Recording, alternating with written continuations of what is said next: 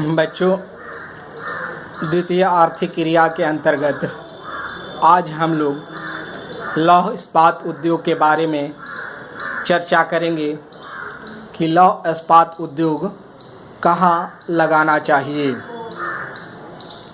लौह इस्पात उद्योग कहीं भी नहीं लगाया जा सकता है। उसके लिए कुछ भौगोलिक सुविधाओं का होना अति आवश्यक होता है।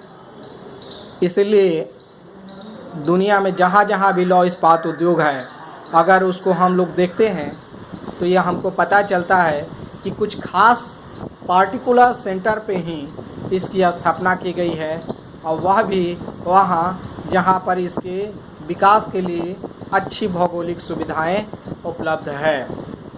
तो बच्चों, आज हम लोग लौह इस्पात उद्योग लगाने के लिए कौन कौन सी भौगोलिक सुविधाएं चाहिए, इसके बारे में चर्चा करेंगे। तो पहला जो भौगोलिक कारण है वह है कच्चे माल की उपलब्धता। लौह इस्पात उद्योग के लिए कच्चे माल के रूप में लोहा, चूना, डोलोमाइट, कोयला आदि की टंगस्टन आदि की ज़रूरत होती है। इस प्रकार की सुविधाएं जहां पर रहती है वहीं पर इसकी स्थापना होती है, क्योंकि लौह अयस्क के पिघलाने के बाद उसको साफ करने के लिए चूना या डोलोमाइट की आवश्यकता होती है। तो चूना और डोलोमाइट जहां नहीं रहेंगे तो वहां इसकी उत्पादन लागत बड़ा लग जाता है, अधिक लगता है, क्योंकि बाहर से चूना और डोलोमाइट मंगाना पड़ता है। इसी तरह पिघले लोहे को से इस्पात बनाने के लिए टंगस्टन की ज़रूरत होती है, तो भारी मात्रा में टंगस्टन की भी आवश्यकता होती है। इसलिए बच्चों, ये यानी कच्चा लोहा, चूना पत्थर, डोलोमाइट और टंगस्टन, कोयला, ये जिस एरिया में मिलते हैं 2, 4, 10, 20, 25, 30 किलोमीटर, 50 किलोमीटर, 100 किलोमीटर की दायरे में ही जहाँ मिलते हैं वहीं पे इसकी स्थापना की जाती है। बच्चों, आपको जानकारी होनी चाहिए कि भारत में कुछ ऐसे क्षेत्र हैं जो कि इस प्रकार की सुविधा रखते हैं, जैसे छोटा नागपुर का पठार। बच्चों, आप लोग को मालूम ही होगा कि छोटा नागपुर का पठार को स्टोर हाउस ऑफ मिनरल्स कहा जाता है, खनिज पदार्थों का भंडार गृह। हिंदी में कहते हैं खनिज पदार्थों का भंडार गृह, और इंग्लिश में इसी को कहा जाता है store house of minerals.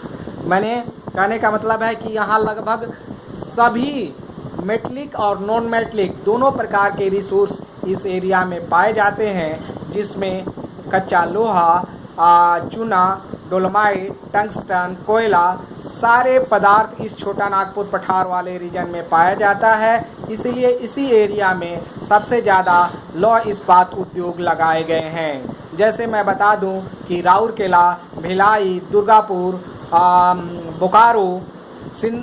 Bokaro जैसे कई बड़े बड़े और उसी पर आधारित कई छोटे भी सैकड़ों की संख्या में, हजारों की संख्या में छोटी बड़ी फैक्ट्रियां यहाँ पर स्थापित है।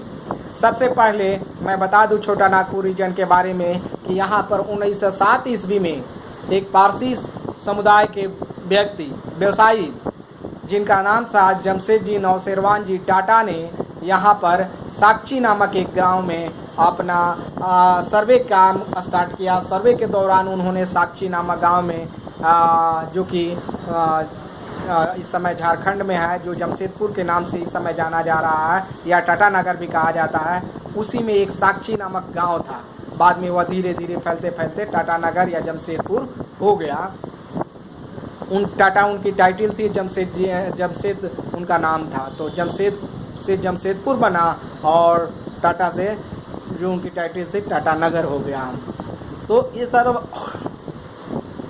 इस तरह बच्चों, मैं बता दूं कि साक्षी नामक गांव में सर्वे करने के दौरान उन्होंने अपने इंजीनियरों से कहा कि देखो यहाँ पे चूना और लोहा और डोलोमाइट, टंगस्टन इस एरिया में पाए जाते हैं, इसलिए यहाँ पर एक फैक्ट्री लगाई जा सकती है।